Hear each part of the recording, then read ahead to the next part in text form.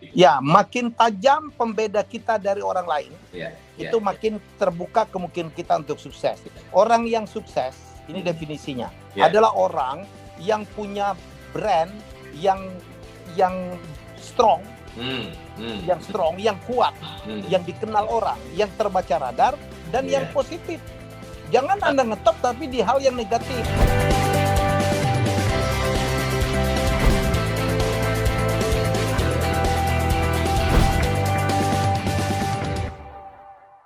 Bang Helmy. So Bang, ini tadi ngomong katanya personal branding salah satunya harus jago bicara, harus jago communication.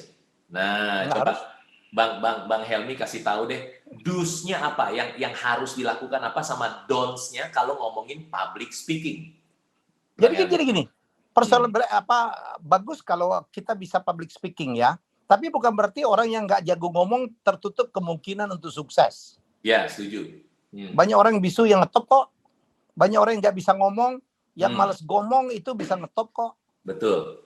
Ya, bisa sukses. Jadi sukses itu macam-macam. Kita mau jadi apa dulu? Limbat itu ngetop banget, yo. Gak pernah ngomong dia. Yang limbat gitu. Jadi menurut saya, that's the brand. Brandnya orang ini nggak banyak ngomong. Brand, itu that's brand. It's a brand. It's a uniqueness. Uniqueness, diferensiasi. Differentiation. Ya, saya bahkan itu nyebutnya discriminator, Bang Helmy. Discriminator. Jadi sesuatu yang pembeda, betul-betul beda discriminate gitu. Ya, makin tajam pembeda kita dari orang lain, itu makin terbuka kemungkinan kita untuk sukses. Orang yang sukses, ini definisinya, adalah orang yang punya brand yang strong, yang kuat, yang dikenal orang, yang terbaca radar, dan yang positif. Jangan Anda ngetop tapi di hal yang negatif. Oh, dia ngetop karena korupsi. Oh, dia ngetop karena pernah memperkosa orang. Oh, dia ngetop karena pernah mukulin orang. Ngetop juga. Tapi mungkin Anda tidak terpilih untuk posisi-posisi tertentu. Apakah bagaimana hubungannya dengan public speaking? Ya, karena saya bilang nggak mungkin Anda sukses dalam berbisnis kalau Anda tidak pandai komunikasi. By the way, kawan kita James Dwi mau meeting sama saya, cuman suaranya kemarin lagi habis. Iya, dia kebanyakan terima order, Om James. Apa? Kebanyakan terima order dia. Masih ingat ya, Yo, si Warren Buffett mengatakan salah satu course terbaik yang menunjang kesuksesan dia adalah pada saat dia belajar public speaking dari Dale Carnegie. Betul banget. Warren Buffett. Tapi saya, saya tidak lagi mengajarkan tentang public speaking. Karena public speaking is only one of communication. Saya malah secara ekstrim, ini ilmu yang saya dapat waktu saya dapat course di MIT 2013. Apa yang saya dapatkan? Bahwa seorang komunikator yang baik juga harus menjadi seorang pendengar yang baik. Ya, banyak sekali orang yang tidak sukses. Kenapa? Karena nggak mau dengerin. Dan Bang Helmy, justru yang dengerin, yang orang normal dengerin, oh jadi kuncinya mendengarkan. Padahal mendengarkan lebih sulit daripada bicara. Betul. Tapi jangan lupa ya, ilmu sukses itu justru mendengar. Bukan hanya bicara. Saya ini kalau ngomong unstoppable, tapi saat-saat tertentu saya harus mendengar. Ya, celakanya sekolah public speaking banyak, tapi sekolah public listening tidak ada. That's very interesting. Kalau kita mau belajar, kalau kita mau belajar itu dari mendengar. Kalau kita ngomong terus, orang yang ngambil ilmu kita. Ya, saya bersyukur usia saya 58, yang generasi angkatan saya ini kan Gen X ya, baby boomers gitu, udah ada yang pensiun. Sudah ada yang gatek. Saya sekarang memimpin perusahaan digital, perusahaan media digital yang namanya R66. Ya, yang value-nya melesat dalam waktu 4 bulan. Udah diinvest aja belum sama visi aktenya, ya, belum aktenya belum selesai aja, udah ada masih basah. Belum tanda tangan. Venture capital udah masuk. Ya, jadi di situ saya jadi CEO. Tapi ilmu ini kan bukan ilmu yang saya pahamin. Menjadi YouTuber aja saya kalau nggak dipaksa nggak bisa yo. Tiba-tiba saya menjadi memanage konten creator yang Orang hebat-hebat ini itu. aja masuk ke Clubhouse, Termasuk, coba Bang Helmi bayangin. iya bayangin. Bayangin sekarang kita pasti Clubhouse. Ada teman saya diajak, lo udah ikut Clubhouse gue nggak minum alkohol gitu. Dia pikir Clubhouse apaan? Aduh, nggak boleh jadi dinosaurus ya, nggak boleh ya. Nggak boleh. Saya ngupdate banget. Iya, Saya banyak mendengar ini kan ilmu anak muda nih, Clubhouse. Ada ilmu namanya algoritma, ilmu metadata. I learn a lot from the youth. Saya belajar banyak dari anak-anak millennials. Jadi kadang-kadang, saya nyerap ilmu mereka loh. Saya nyerap ilmu mereka. Tapi kita punya wisdom. Mereka butuh kita untuk wisdom, memberikan advice, memberikan masukan, menjadi problem solver, menjadi dot connecting gitu ya, menjadi door opener gitu, menjadi icon karena kita punya Bang Helmi seneng banget dengerin Bang Helmi bisa ngobrol kayak gini karena dulu saya ngelihat Bang Helmi itu di TV tuh. Siapa berani itu ya. Sekarang kita bisa ngobrol gini. Waduh, seneng banget nih. Bang, kita mau kasih kesempatan buat orang-orang yang mau bertanya ya, Bang ya.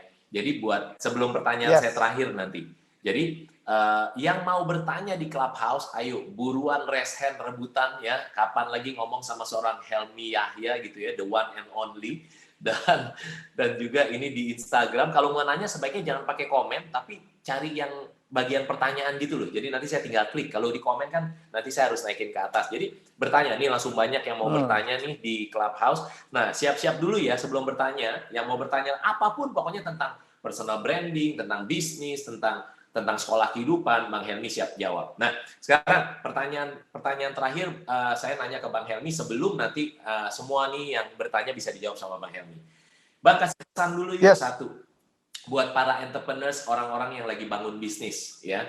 Apa pesan seorang Helmi Yahya untuk mereka yang bangun bisnis atau lagi bangun bisnis sehingga bisnisnya bisa sukses, semakin profitable dan satu lagi harus semakin autopilot dong gitu kan. Karena bisnis nggak bisa profit doang, duit banyak, punya karunia memiliki, tapi nggak punya waktu untuk menikmati gitu kan. Jadi nggak punya time freedom juga kan sayang gitu. Jadi harus profitable dan autopilot. Nah, pesan seorang Helmi Yahya untuk para entrepreneurs khususnya di Indonesia ini apa kira-kira, Bang? Entrepreneurs kan definisinya adalah orang yang berani ngambil resiko kan. Iya. Ya, kalau nggak berani ngambil resiko, you are an entrepreneur. Ya, jadi para entrepreneurs itu adalah orang-orang yang bisa mendapatkan keuntungan kekayaan berlipat-lipat dibandingkan dengan menjadi pegawai. Kenapa? Karena dia berani mengambil risiko. Ya risiko itu cuma dua, untung atau buntung. Ya untung atau buntung. Malah saya tadi malam nonton satu film ya saya lupa judulnya, kompetisi entrepreneur dunia.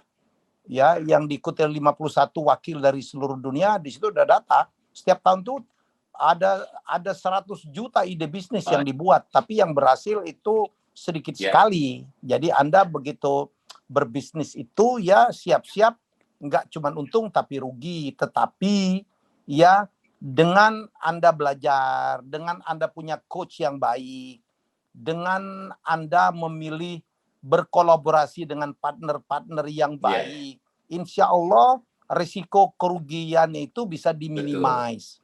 Era sekarang itu adalah eranya kolaborasi. Jangan serakah. Kalau punya ide bisnis, kalau punya opportunity, jangan dikerjain sendiri. Kalau dikerjain sendiri, iya, Anda akan berjalan cepat, jauh, tetapi yang Anda bawa tidak banyak. Tidak ada manusia yang sempurna. Roger Hamilton mengatakan ada 8 business profile. Mulai dari creator, star, supporter, deal maker, ya trader, accumulator, lord, dan mechanic. Nggak ada orang yang punya 8-8-nya. Kalau ada 8-8-nya pun pasti jack of all trade tuh, master of none. Ya, banyak bisanya tapi sedikit-sedikit, separuh-separuh. Kolaborasilah. Ya, jadi kalau Anda mau mempercepat ya bisnisnya gede itu kolaborasi. Siap. Ya. Thank you. Dalam bisnis Anda butuh CEO, butuh CTO, pasti butuh CFO dan butuh CMO. Ya, Siap. Thank you so much Bang Helmi. Ini kesempatan, kita mau kasih kesempatan mereka yang bertanya, ini udah ada yang di panggung ya Bang. Yang di Clubhouse udah di panggung, saya panggil nih, kalau dilihat, saya mau riset dulu, saya mau refresh dulu. Ini adalah acara yang saya bikin bersama Business is Fun Club gitu ya. Jadi salah satu tamu saya ini adalah Bang Helmi Yahya, the one and only, sekali lagi nih legend sih di Indonesia juga ini Bang Helmi ya. Nah jadi ada kesempatan untuk tanya jawab. Sekarang Arman duluan kalau saya lihat nih. Arman, silakan Pak. Arman Shefa. Arman punya pertanyaan? Assalamualaikum warahmatullahi wabarakatuh. Waalaikumsalam. Waalaikumsalam Arman. Selamat siang semua abang-abang dan kakak-kakak. Perkenalkan, nama saya Arman dari Batam. Mantap, dari Batam. Dulu saya sempat kuliah di UGM, kemudian mendirikan bisnis tahun 2017 gitu Pak. Selanjutnya yang ingin saya Ya, terus kita dengerin. Jadi singkat cerita, sewaktu saya mendirikan bisnis bimbingan belajar di Batam tahun 2017, 2 tahun pertama, 3 tahun pertama alhamdulillah langsung berhasil dan bisa buat cabang. Nah, di saat pandemi ini saya mengalami sedikit masalah dan pertanyaan besar dalam bisnis saya. Jadi selama 2-3 tahun saya membangun personal branding. Dan alhamdulillah 90% saya merasakan banyak manfaat. Nah, di masa pandemi ini saya justru merasa personal branding juga memiliki efek negatif. Apa itu? Karena saya membangun personal branding, beberapa teman yang dekat dengan saya di masa pandemi ini menghubungi saya hanya untuk meminjam uang. Di satu sisi, sebagai seorang bisnismen, di masa pandemi ini saya sangat merasakan sekali kesulitan finansial gitu Pak. Jadi kira-kira Bang Arman, ada mindset saya bahwa ini benar nggak nih aku ngebangun personal branding, rugi dong berarti aku atau gimana. Nah saya mohon penguatan atau pencerahan dari abang-abang dan bapak-bapak sekalian gitu. Jadi Bang Arman, pertanyaan spesifiknya apa buat Bang Helmi kira-kira? Apakah benar? Saya udah nangkep ya, yuk. Saya udah nangkep. Silakan. Saya cuma mau nanya. Silakan Bang Helmi. Emang Arman Shefa ngebangun branding apa ya?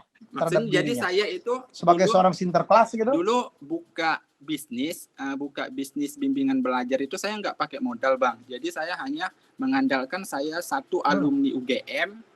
Kemudian saya cari partner bisnis yang guru honor di sekolah. Saya buatlah satu bimbingan belajar. Jadi saya kan belum punya alumni dan lain-lain. Yang saya jual adalah saya alumni UGM gitu.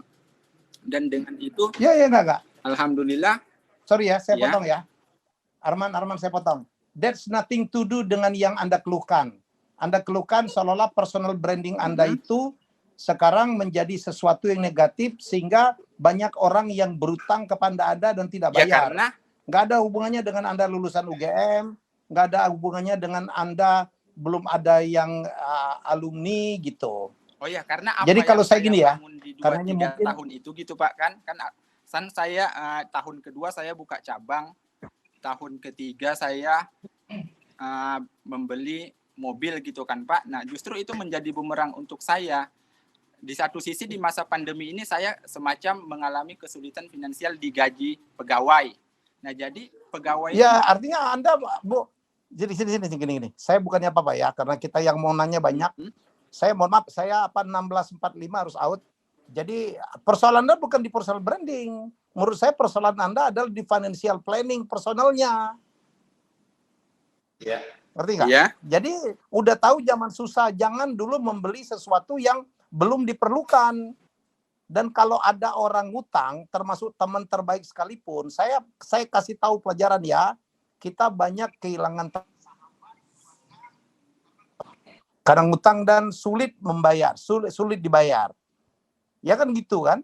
Jadi menurut saya ini zaman lagi susah. Jadi menurut saya itu yang harus dilakukan. Jadi tidak ada hubungannya dengan Anda lulusan UGM, tidak ada hubungannya dengan mungkin Anda dilihat beli ini beli itu sehingga Anda tergambarkan apa banyak duit gitu. Jadi menurut saya Anda harus belajar bagaimana cara menolak orang Iya. berutang. Iya, saya Jadi, ibaratnya kalau Pak, untuk- mohon izin, saya beli ini itu bukan di masa pandemi Pak, 2 tahun sebelumnya gitu.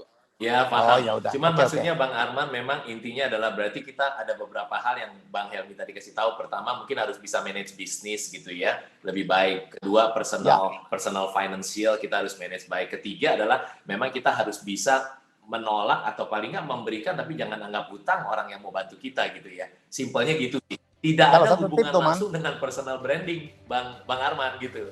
Ya. Karena baik-baik Ya. aja, dianggap orang yang baik hati, yang suka Ya, menolong gitu ya. Silakan. Thank you silakan ya, aja. Bang Arman. Tapi Thank you. Mudah-mudahan menjawab harus jawaban tahu dari ininya. Bang Helmi, Harus tahu ininya. Bang Arman. Ya, kita gantian ya ke sebelah. Baik, Bang terima Arman. kasih banyak Bang. Thank you. Kita Thank you. doain sukses Sukses ya. Bang Arman.